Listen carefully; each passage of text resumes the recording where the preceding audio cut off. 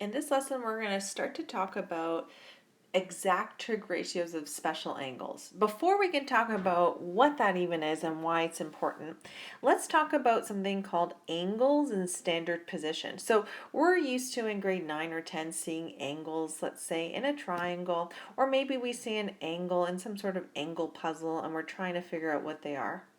But now I want us to start putting these angles that we've learned about onto the Cartesian plane. So onto the XY plane here. So we call an angle in standard position if its starting arm is along the positive x-axis. And then the other arm is sort of going to open up. It's going to open up to the left counterclockwise, or it's going to open up to the right clockwise. So this angle here is in standard position because it starts on the positive x-axis and then it opens up. In this case, it's opening up to the left or counterclockwise. So you can just imagine the two arms, that red arm was sitting on that blue arm and sort of opening up like a clock. So this angle measure is going to be positive if the terminal arm is opening up counterclockwise. It's going to be negative if instead of being over here, maybe, or it could still be in the same position, but maybe if it started here and then worked its way around clockwise, that would give us a negative angle.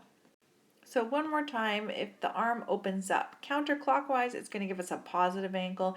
And if the arm opens up counterclockwise, it's going to be a negative angle. You can tell how the arm is opened up based on the arrow, the direction of this arrow. So in this case, this angle here would be positive. We would call this angle here the principal angle. The rule for a principal angle is it has to be between 0 and 360 degrees. So a principal angle can never open up this way because it wouldn't be between 0 and 360. It would be less than 0. It would be negative. So a principal angle would look like this, and it has to be between 0 and 360 degrees. So now we know what angles look like in standard position. They've got to be starting on the positive x-axis. We know what happens when an angle opens up. Counterclockwise is going to be positive. Clockwise it's going to be negative. And we know a principal angle is just going to be an angle that's between 0 and 360 degrees. So just like this guy here. The last new word or new term that we need to learn is called the related acute angle, and this one's really important. We know what acute means. Acute means it's an angle that's less than 90 degrees, less than 90 degrees. So this here would be an acute angle. So a related acute angle is an acute angle that's related to our principal angle. So we can see that this principal, or our angle, we can see that this angle is not acute, it's obtuse, it's bigger than 90 degrees. The related acute angle is the acute angle that's formed by connecting the terminal arm to the x-axis. Terminal arm to the x-axis. So you can imagine that if we had a terminal arm down here, here is where the related acute angle would be. We're connecting that final ending arm to the x-axis. If we had an angle here, we can see that the related acute angle would be right here. So it's going to be acute, less than 90, and it's going to connect that terminal arm to the x-axis. So let's practice with a few examples to practice using all of these terms together. So for these examples, we're asked to draw each angle and then determine its related acute angle. We'll come up with a principal angle as well, if it's not this guy here. So let's draw each angle. So here we've got the XY grid. We're starting to plot angles on the Cartesian plane. So we know that they're going to start on the positive x-axis. This guy's positive, so it's going to open up this way, counterclockwise. So I'm going to start with our beginning arm, which is here. Our initial arm. Now let's put little grid markers here. What would this angle be here if it started here and opened up to the positive y-axis? Well, it would be 90 degrees, right? A quarter of 360. What if it started here and opened up to here? That would be 180 degrees, half of 360. And what if it opened up and went 3/4 of the way around? Well, 90 times 3 would be 270. So this would be 270 degrees.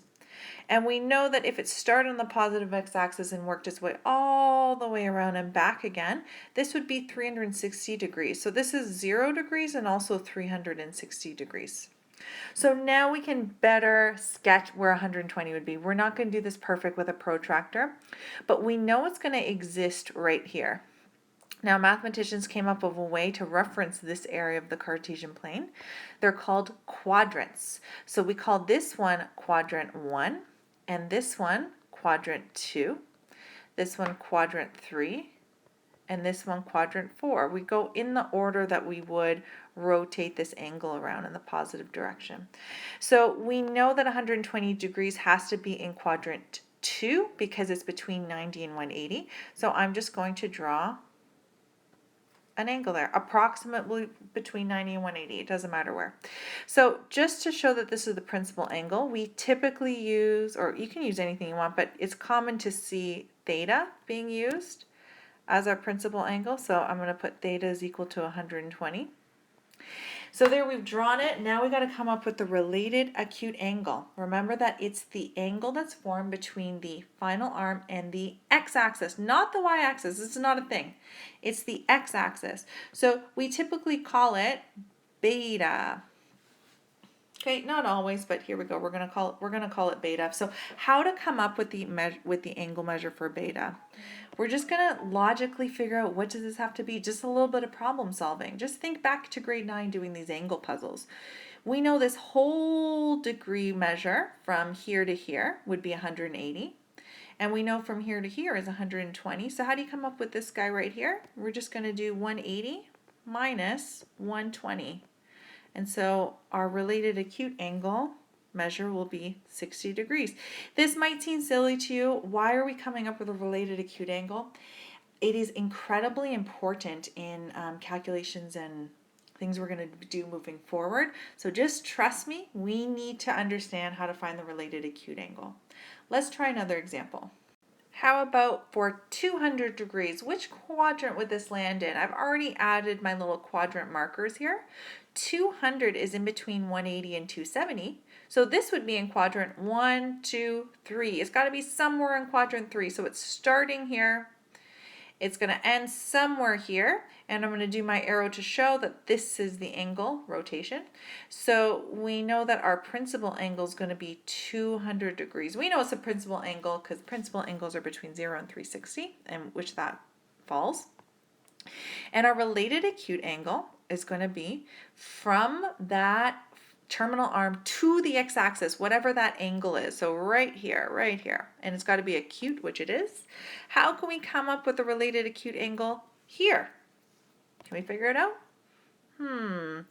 I don't know what this angle is here. I don't know what this angle is here. We could figure it out, but it's not apparent to us what that angle is. So I'm not going to use the 270, but I do know that this here is 180. And this entire thing is 200. So what if I just take this entire thing 200 and subtract 180 this time? Wouldn't it give me the difference? So in this case, we're going to take 200 and subtract 180. So the calculation to come up with this related acute angle is going to change depending on what quadrant it's in. And we don't have to memorize anything. We're just going to look at it and figure it out like a puzzle. So in this case, this little angle here has to be 20 degrees. What about a negative angle now? How about negative 30? So putting markers of 0, 90, 180, 270 is not going to be helpful to us because we're going negative now. And we know a negative angle, first of all, always going to start on the positive x-axis here.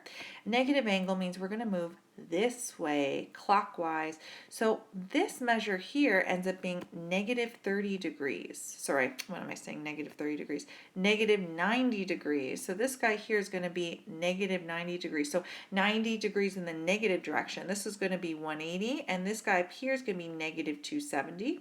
And of course, this will be 0 and negative 360. Right? Because if we start here and it opens up to here, we've gone 90 degrees negative. And here 180 degrees negative, and so on. So where would negative 30 degrees be? Well, it would be in between 0 and negative 90. So it would be in quadrant 4. It would be something like this.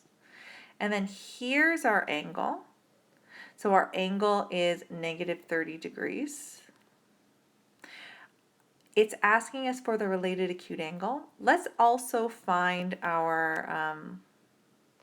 this guy, our principal angle. Remember that our principal angle has to be between 0 and 360. So just for an extra difficulty level, let's find the principal angle. So these are the two things we're going to find. The principal angle has to be between 0 and 360. Negative 30 is not between 0 and 360, it's less than 0. So the principal angle is going to be this guy here. What if we went in the positive direction? Let's figure out what that guy is. We're going to find theta. And we're also going to find our beta. We'll call that little beta here. Okay, let's come up with our principal angle. What is our principal angle? It's got to be between 0 and 360. So it starts here. It's going to go in the positive direction, end here. How can we figure this out? No memorizing, just problem solving. We know that the entire way around the circle is 360, right? And this little piece here is 30 degrees. Who cares about the negative? This measure here is 30 degrees. So if we take 360 and then take away 30, it will give us what the remainder, what that blue piece is left, what angle measure that's going to be. So our principal angle has to be 330 degrees. Now, how about our related acute angle? What measure would that be? What is this little measure right here? Isn't it 30? Isn't it 30 degrees? Are you thinking, well, it says negative 30. A related acute angle, I didn't say this before, but it has to be positive. So it's just the positive acute angle that exists between the negative or the terminal arm and the x-axis. So it doesn't matter about that negative. This angle measure here is 30 degrees. It's 30 degrees. So our related acute angle is 30 degrees. Now let's try one last example, drawing negative 330 degrees. So I want you to pause the video and try this one on your own. If you're back at the video now, you have drawn out negative 330 degrees, come up with the principal angle and the related acute angle. If you're ready, let's take it up. So this is what we should have. Our angle should be in the first quadrant. It should be opening up clockwise, so going around here, ending right somewhere in this first quadrant. Our principal angle should be 30 degrees, and our related acute angle should be 30 degrees. So the last thing we're going to do is talk about some exact trig ratios that come out of something called special triangles. So if you put the sign of, let's say, 15 into your calculator, what do you get? You get like a really ugly decimal. If you put the sign of 30 into your calculator, what do you get? You actually get a really nice decimal, 0.5. So there's a few angle measures where the sine, cos, and tan of those angles are really nice numbers to work with. And so we actually memorize those because we use them in a lot of problem solving and calculus, for example, because the numbers are so nice to work with. So we can derive what those nice angles are that come up with really neat ratios. We can derive them from something called special triangles. So we're going to just derive this once together. If you don't want to copy down how we derive them, that's fine. The most important thing is actually just what the ratios of these angles are. So I'm just going to go through this quickly just so you know where these ratios are coming from.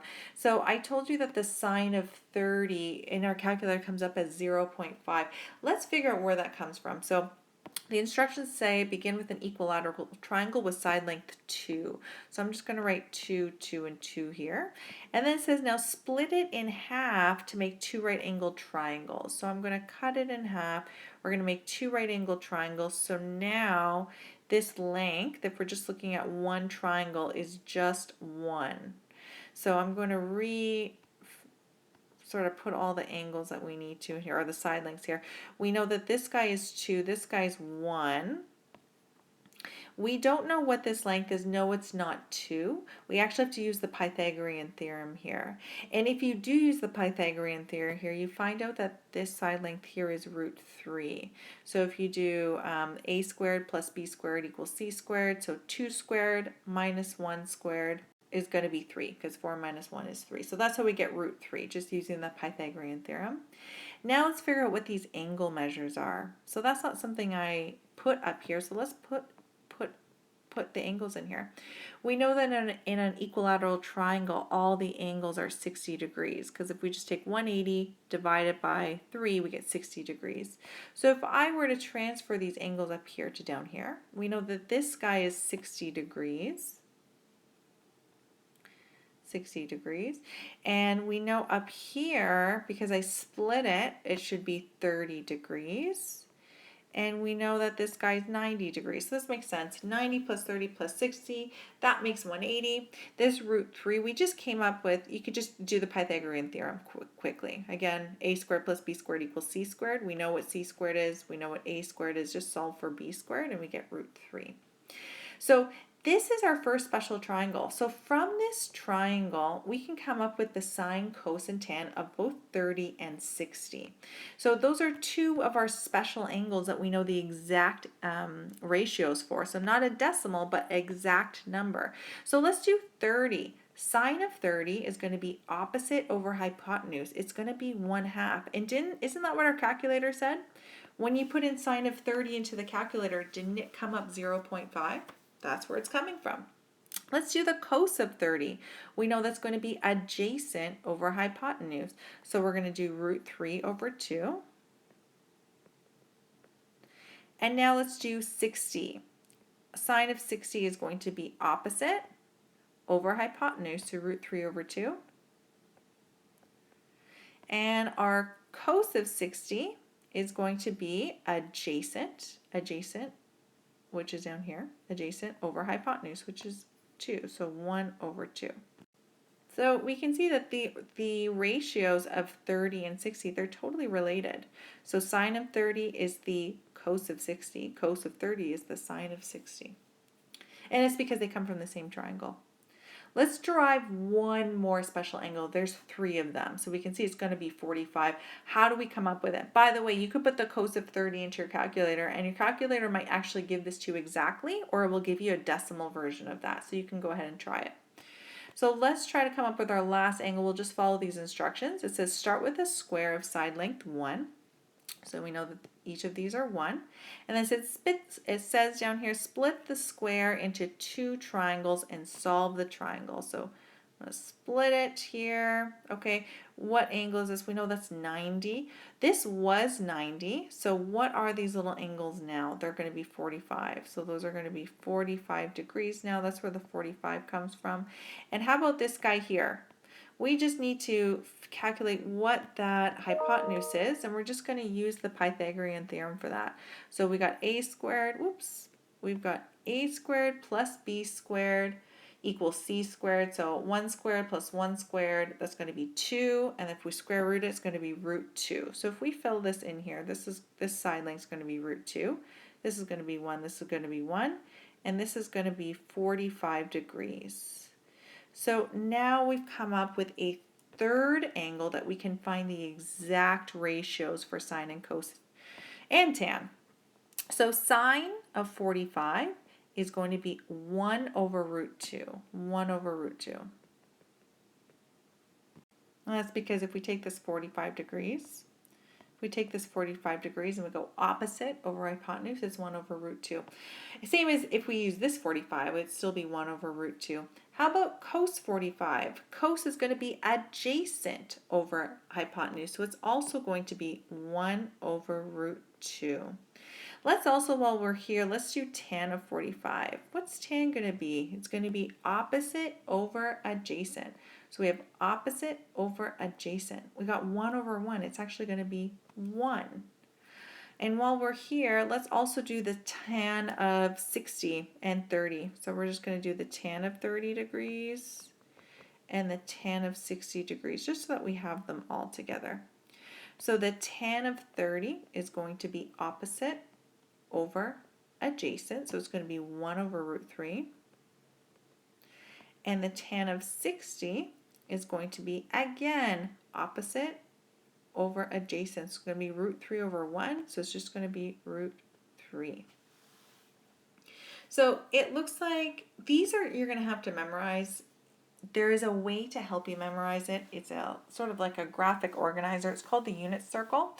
So we're going to do that later, but for now, instead of memorizing it, let's just put in all the values that we learned. We're going to put them into this table. This will sort of be our go-to table when we need to know the exact ratios of any of these numbers. So just copying from what we just came up with, let's start filling in these numbers. So we know the sine of 30, if you go back to what we just found out, it's 1 over 2. And the cos of 30, if you go back to our notes, was root 3 over 2. And the tan of 30 was 1 over root 3. When we did 60, we'll go down to 60 here, the sine was root 3 over 2. Sine of 60. Cos of 60 was 1 over 2, and the tan was root 3. I'm just reading from the numbers that we just came up with. Sine of 45 now, that was 1 over root 2. Cos was exactly the same as 1 over root 2, and tan was 1. So here are what we call our special angles, 30, 45, and 60. We know their exact ratios. There's no decimals here. They're just rational numbers. We also know the cosecant, secant, and cotan of these because we know that these are just related to the primary ratio. So let's fill this in too. Cosecant is just related to sine. It's going to just be the reciprocal of sine. So it's going to be, instead of 1 over 2, it's going to be 2 over 1. Secant is going to be the reciprocal of this guy, so it's going to be 2 over root 3. And then cotan is going to be the reciprocal of tan, so it's going to be root 3 over 1, or in this case, just root 3. Now let's do the cosecant here, and let's just keep simplifying. So cosecant is going to be root 2 over 1, secant is going to be root 2 over 1, and cotan is going to be 1, because we're just going to find the reciprocal of 1, which is 1 over 1. Flipped, it's still 1 over 1. And last, let's flip these last guys. So cosecant is going to be 2 over root 3. Secant is going to be 2 over 1, which will be 2. And then cotan is going to be 1 over root 3. So we're going to use this table. If it intimidates you to memorize these, don't stress about that because I'm going to show you a trick or a graphic way to represent this in unit circle. And we'll do that in a different lesson. So let's just use this table as our reference table when we need to pull up these values. So finally, let's just put it all together and we're going to use these values to simplify this expression here. So we're going to simplify as much as possible. So instead of sine of 30, we're not going to put into the calculator because it asks us to find the exact value of this expression. So no calculator, so we're just going to use our table. So sine of 30 is going to be a half. So we're just going to put 1 over 2. Cos of 60 is, again, 1 over 2. Plus 1 minus cosecant of 45. Cosecant of 45 is root 2. And cotan of 30 is going to be root 3. So let's simplify this as much as possible. We're going to multiply 1/2 over 1/2. That's just going to be 1 over 4. Plus, let's expand this guy. So we've got 1 times root 3, that's going to just be root 3. And then we have negative root 2 times root 3, that's going to be minus root 6. These can't be simplified anymore. It did ask us to simplify to a rational expression, so let's just make this one big fraction with the lowest common denominator of 4. So I'm just going to put this guy over 1 and over 1. And we're going to multiply both the bottom and top by 4. Let's just do that. And so that we have one big rational expression. We got all over 4. We got 1 plus 4 root 3 minus 4 root 6. And we've simplified that as much as we can.